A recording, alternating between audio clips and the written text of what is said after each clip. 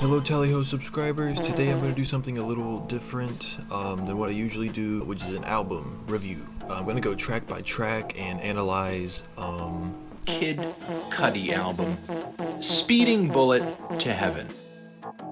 Now if you know this album's existence, you probably know the backlash it got when it came out. Most people think the album's pretty terrible. Anthony Fantano gave it a 0 in his review. A big fat goose egg. Big Quint couldn't even finish his reaction to it. No, I can't do it anymore. I can't do it. This is the end of the fucking reaction video. And Pitchfork gave it a 4.0. But like, really, who cares what Pitchfork thinks, right? I mean, they're wrong. Andre 3000 said it was the best thing he heard in a long time, though, which is a very based opinion. I'm on the side of where I think I really like the album. One of my favorites, which is weird, mainly because of how raw it feels, which I know like everyone says that, but just keep on watching. Okay, hear me out. Kid Cudi's music has always been about his mental health, what his life was like, how he's dealing with it, what he did to get through with it. I think this album is mainly just full of a ton of sad bangers, but I think in this one, it's presented in a way that feels so much more like not sugar-coated. It's like it's very easy to tell what he's going through. And plus, I just really like Cudi's voice. Cudi says himself that this album was made to vent just his frustrations, his anger about his mental health, which is why there are a lot of tracks on here of him like screaming, which aren't the best tracks, but we'll get to them. It's not like anything like his other albums, which were hip-hop, of course. This one is very grungy punk rock. A guitar is the main instrument here, and honestly, it's one of my very few like really comforting albums to me, which may be weird just based off the subject matter, but I don't know, just how I feel. Scott also added later on in a tweet from 2020 that this album was like a cry for help. I do understand why a lot of people don't like it though. Like the production is very stripped down.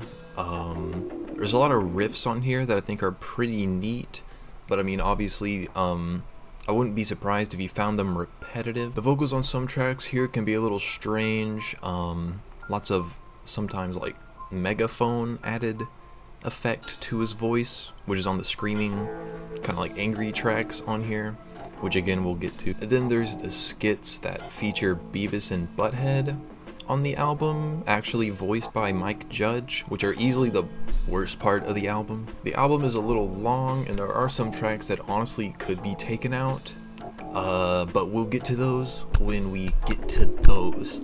With that said, let's just get into the album. We're going track by track. Before I start this album tackles a lot of tough subjects, things like suicide, addiction, self-harm, self-worth. If that's some things you like don't want to hear about, then just, I don't know, click off, watch my life update video, it's much happier. But yeah, with that said, the first track here is about Kid Cudi killing himself and going to heaven and being disappointed in what he sees up there. The first part of the song is Edge of the Earth, obviously. It's basically just him saying he's on the edge of the earth, basically saying he's on his last leg mentally, saying what he's seeing in that moment is beautiful because it's the last thing he's going to see before he offs himself. After a short interlude, which like sounds like a tape being inserted into a tape player,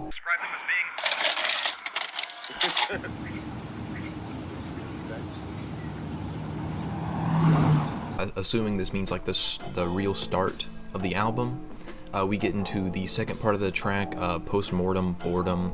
In the context of this song, it's basically when he just offs himself and goes to heaven. And as I said before, he just offs himself, he gets to heaven and gets disappointed and bored of what he sees up there, mentioning the angels have no whiskey. And then he describes why he did what he did is because he was feeling terrible with himself. I love this opener a lot. It's one of my favorite tracks off the album. The beginning vocals are very muffled, which I think really adds like sort of emotional pop to it in my opinion. The performance on the last half of the track I really liked. An absolute banger. This is one of the more lyrically deep cuts on the album. Confused is sad. Aww. He talks about his suicidal urges and how he feels no one understands his struggle, no matter how many times he like says it out loud. So he's basically saying he's confused because he doesn't know why he feels the way about himself as he does. He also mentions no matter how many times he feels like himself again, he gets right back into the cycle of hating himself, which leads to him doing self-harm. The bridge of this song is supposed to be ironic, him saying he hates the drugs but he loves the numb, basically saying like he hates doing the drugs, but it also takes him to a better place, so he likes it and doesn't like it, you know. As for my opinion on the song, I think it's one of the best songs on the album. Honestly, I would give it a listen, especially if you don't like the other songs on the album, because this one's more of like a regular song structure, and I recommend it a lot. It used to be one of my favorites. Another absolute banger. This is the first really grungy song on the project, and sadly, I don't like it that much. There's no real deep meaning to this one. He's basically just saying he likes to drive around in the night because it's the best time to take drugs, and how he's just living in the moment, and he just likes to drive, and he keeps repeating how much he likes that.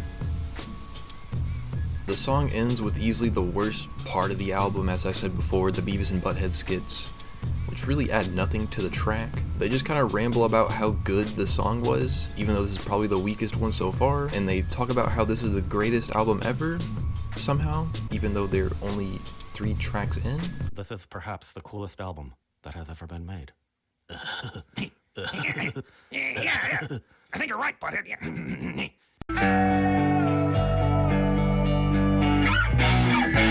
This is a bit of a short one, but basically, from what we hear, Cudi is just saying he's trying to steer his life in the right direction, but he feels like he's already screwed. He also mentions how he is just a kid in the moonlight, which could be a callback to the previous track. This song isn't one of the best ones here. The instrumental honestly gets a little repetitive, but I think the singing at the end is pretty nice. Fade to Red is about Cudi being angry that he was born into a life of pain. And with the instrumental, it's another really grungy one. I think with his instrumental here, you really feel his anger. It's pretty everywhere and loud, and honestly, it's another one that's just not my thing. They put the little megaphone effect on his voice. I don't know, it sounds like he's screaming to a megaphone the whole time. He talks about rage pumping through his veins, which probably is talking about the drugs he takes. Again, one of the tracks I don't really feel that much on this album. I'm not 100% sure what this song really means, but I can give you my interpretation of it. Scott seems to be going on an adventure to hell, and he feels like very unwanted on Earth, and he feels like that is very unfair to him. He doesn't feel like he's done good enough to go into heaven, so he's falling down into hell basically, which is kind of said at the beginning in the chorus. He says, "No safety, fall, will land safely." So basically, yeah, he going to hell. It also has that infamous line that we've probably all heard if you know of the album. I'll just play the clip. No more chicken sandwiches. Yes, I'll pay for the damages. Bruh. Which I agree, it's kind of a funny line, but I think it's really just to express a time in his life where he didn't have a lot of money, so he had to kind of like eat the same food, I suppose. That's what he's trying to say. One of the last lines in this song I think hits pretty darn hard. Accept yourself. Accept yourself. Accept yourself. Access yourself. Exit yourself. Nah. Bruh. Accept yourself. Accept yourself. Exit yourself. Access yourself. Didn't that just hit you right in the feels bone? See, even this person got it tattooed on them. This is another highlight of the album for me. I really like the simple instrumental here, especially with the 2 really ragey tracks before it. I like the guitar in the chorus, sounds really nice to me. This is another track with a Beavis and Butthead skit at the end. It's just as boring as the others. They basically just talk about how freaky the track was, which, I mean, it wasn't the freakiest track, so they're kind of freaking stupid. And then at the end they take mushrooms, which kind of leads into the topic of the next track. The Nothing is a track that sounds like an actual like nightmare. Just the entire vibe of it is pretty terrifying, especially given that the song is about a drug addiction and how powerful they can be. At the beginning, Scott seems to be playing the character of like a child, basically saying, can anyone give me candy, aka drugs? It's supposed to be a song from the perspective of his brain. It's the addiction talking in the song.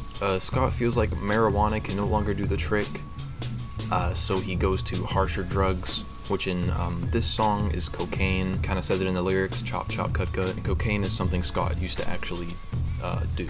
The song ends with a voice calling Cudi a fucking waste. Though I wouldn't go back to this song on its own, I think it wouldn't be the same if it wasn't on the album, honestly. So I'll listen to it if it's on the album, but on its own, it really doesn't have much going for it. It is pretty dark and atmospheric though. Amen is simply about Cudi being tired of all the fake people in his life, and he's tired of people just leeching off of other people, like knowing exactly what they're doing is wrong.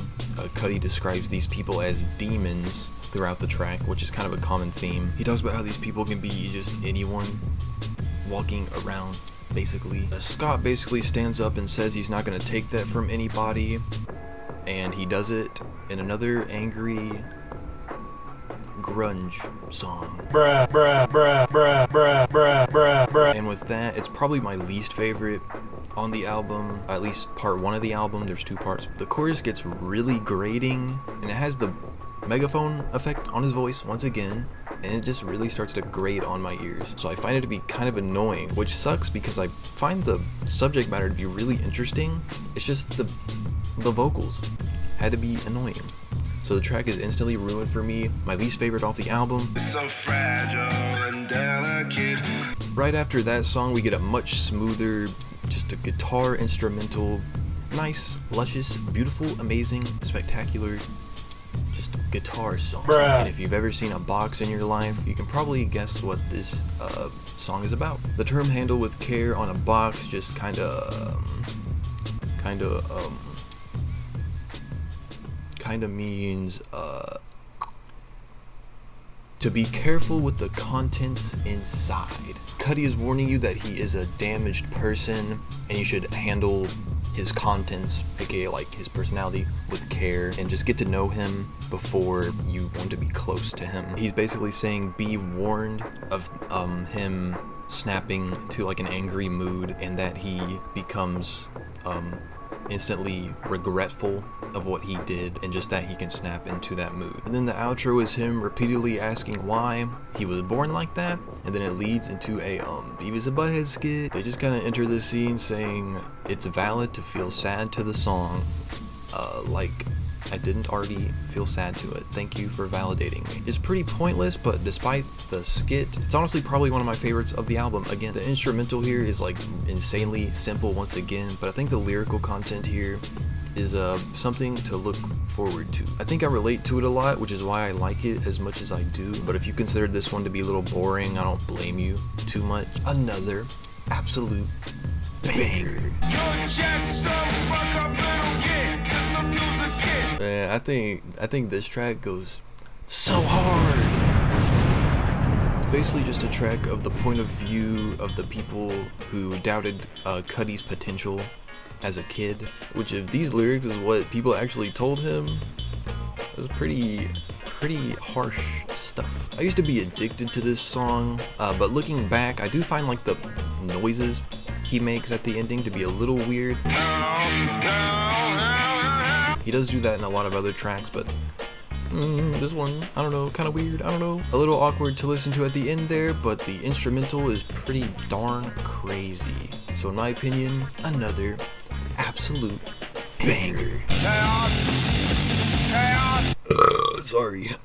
If it wasn't for the title of this one, I honestly would have no clue what it was about, because it's really nothing. Thankfully it's really short, but the intro, which is just some pitched up vocals, I assume, is just Cudi saying he needs a little bit of a boost which then it leads to chaos, just like the title of the track says.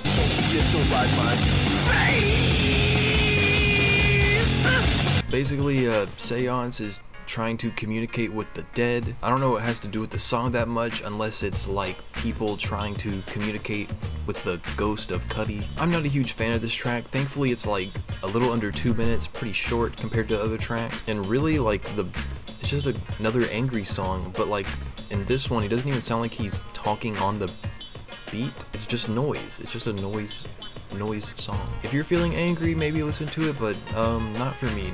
Tell 'em where we are. Fairy Tale Remains is just talking about a failing relationship between Cudi and his soon-to-be ex-girlfriend. He doesn't really go deep into it, why they don't like each other. He just says she was fake and didn't put much effort into their relationship, I guess. This one's pretty chill, not much to say about it. I really like the instrumental here. It's just a track to vibe to, and especially after the last track, I think I like this a lot. Everything everyone says, Mary need a secret wedding tux. When you first hear this, and you probably take the lyrics at just face value, it seems like it just leads from right after the last track, after the breakup, where Cudi is now in a wedding tux, but instead of it being for a wedding, it's for his funeral. When doing some research, I found another theory on Genius. Thank you to Jco93 for this excellent theory. Let's give it a read. This song is more a description toward fans. Yeah, it's metaphoric, but can be easily seen. We are the emotional slave sluts. The memories we feast on are his first 2 albums. Searching for light is his endeavor to create new music, and the box of recycling refers to how easily people praise other artists' works that are essentially the same as their first works. Thank you, Jaco. Let's give a round of applause for him. Bruh. I think this theory is plausible too, but either way, this song is pretty darn good. Another absolute banger.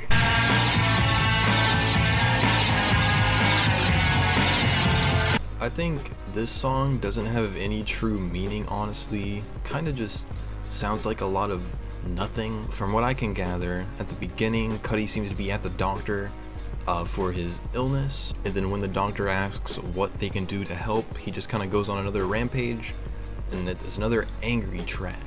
But this time it's not as annoying as the others, and I actually kind of like this one. The angered kids could easily just be referring to the voices in his head. If that's the case here, the lyrics here describe a whole war going on in there, all grenades and shit.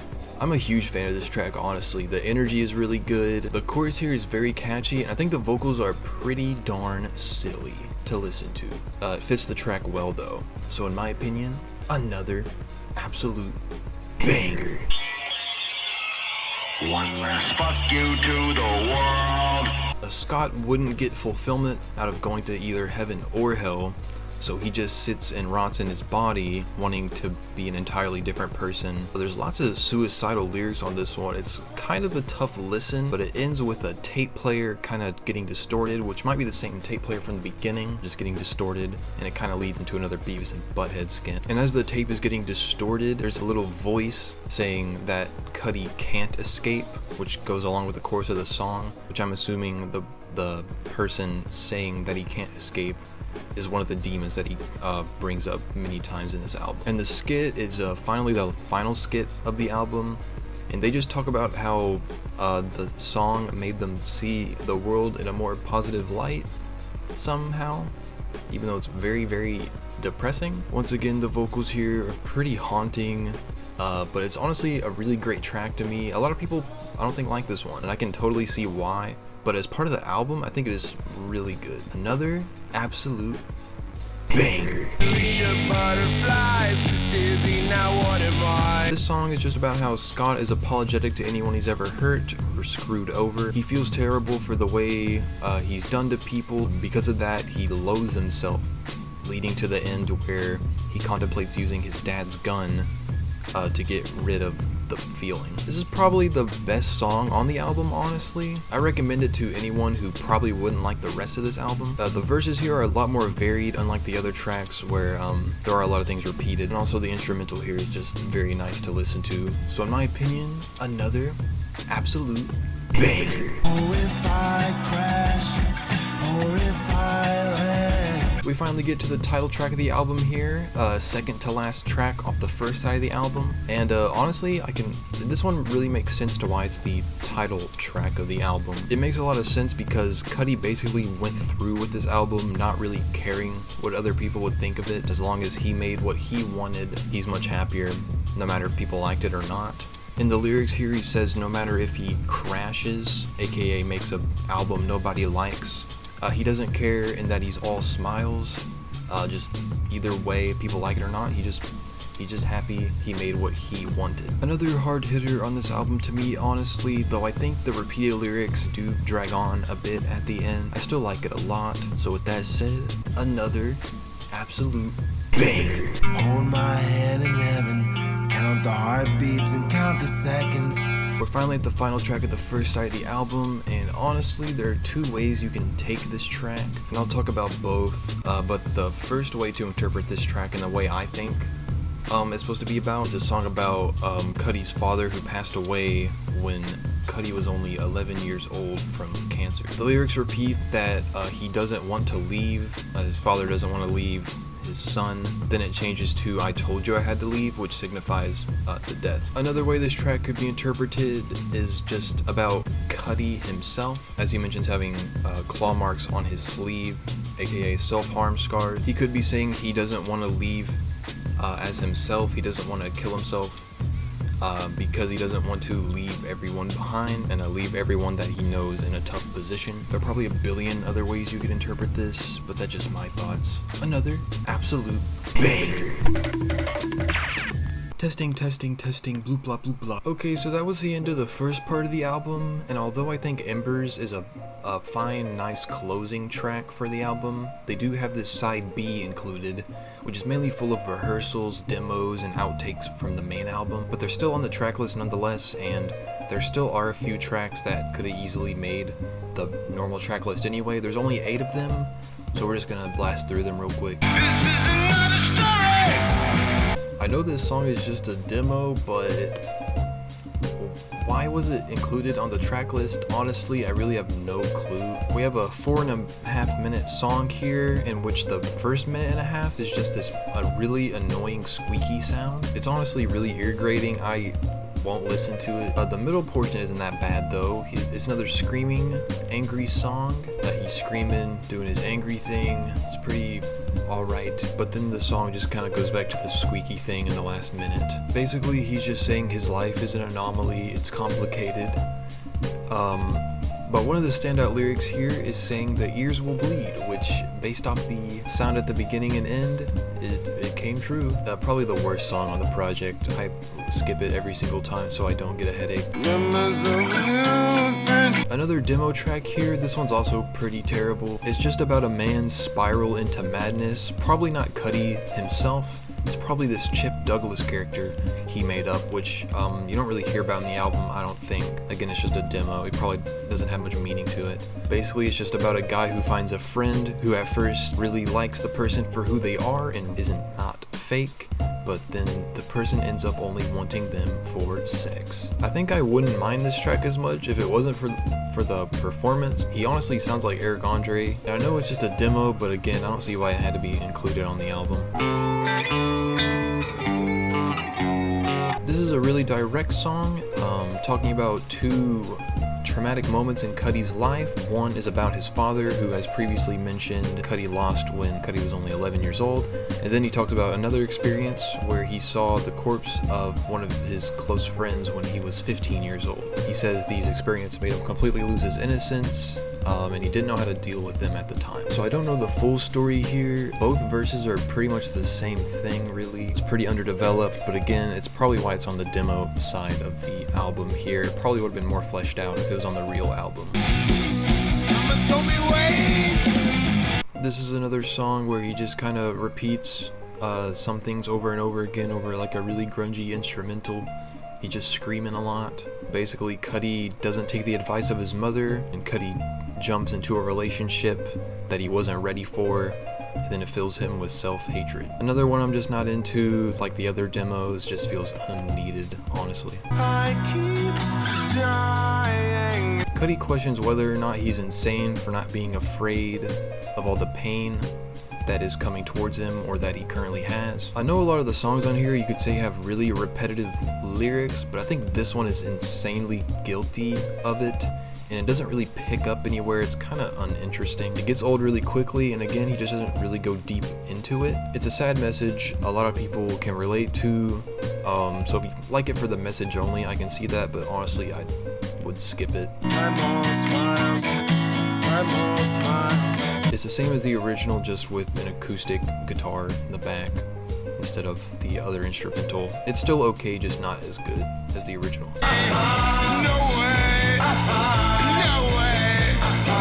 Another song describing a relationship between a man and a woman who are together primarily for the sex. They both hate themselves and want to become better people so that they have more self-worth. This is probably hands down the best song of the side B, especially it reminds me of Fuchsia Butterflies off the main album. I really like this one a lot. This one here sounds practically finished, like it should have been on the main album. Honestly, it should just cut out the demos off this and just put this on the main album. The performance on this track is really good, honestly. He gets really into it. In fact, at the end, he does like this really loud screeching little scream. It's very, very terrifying. Because of that, gotta be real, another absolute banger. Alright, so we got the final track of the entire project, Melting, which really, it sounds like nothing like the rest of the album. It's very meaningful and has the same like tone as the rest of the album, and lyrically it sounds like the rest of the album. It just has auto-tune in it, which wasn't on any of the previous tracks, so it seems kind of weird that it's here on the last track. With that said though, it's still a really good track, and I think it's a better closer than Embers, honestly. It hits just as hard. He's talking about melting as in his mental state is melting, and that basically saying you shouldn't look for acceptance into other people to enjoy your life, just do what you're doing and just enjoy that. Also, just not to question anything in life, because life is life. And honestly, the lyrics at the very end honestly wrap the album up really nicely. It's pretty sad vibe at the end there. The sad part is it doesn't even sound like a story got wrapped up. There's no happy ending here, but again, honestly, absolute banger. One of my favorite Kid Cudi songs, honestly. I hate you, motherfuckers. It's probably hard to understand how I like an album like this, where it's got really angry tracks like Amen and Seance Chaos, which I did not like that much, and plus a lot of the tracks on the second side, of course. When making this, of course, as I said, Cudi wasn't in the greatest mental state. In fact, a little less than a year after this album came out, he checked himself into rehab, and I think the songs here are like really, they're just so raw and personal to him. And this album being as angry as it is, it's just how he wanted his mind to be expressed. And to me, that's pretty interesting, and I think that's why I appreciate it more than the average person would. Even without knowing the story of Cudi though, I think just a lot of tracks here just are good to me. Of course, they could be spaced out between tracks that are just kind of alright, but I think there's still a lot of good tracks here. And honestly, if listening to the album in one like session, honestly, I would enjoy the entire album like that. Especially the final stretch, the final tracks of the first side of the album. Honestly, I think it ends on a pretty good note there. Some of my favorite tracks, got them written down here: Edge of the Earth, Postmortem Boredom, Judgmental Cunt, Wedding Tux, Angered Kids, Fuchsia Butterflies, Embers, and Worth. And Melting. Some of my favorite songs here, honestly, some of my favorite Kid Cudi songs. I really like them a lot. Have you given this album a listen? Do you love it? Do you hate it? Tell me in the comments below. I'm Anthony Fantano. Yeah, I know this is different than most of my previous videos, but I just wanted to express my love for an album that no one likes, but I think is not that terrible. And honestly, I listen to it a lot, an uncomfortable amount of time. Well, peace the freak out. Probably, I don't know how many more music reviews I'll do. I don't know. This is okay. Peace the freak out.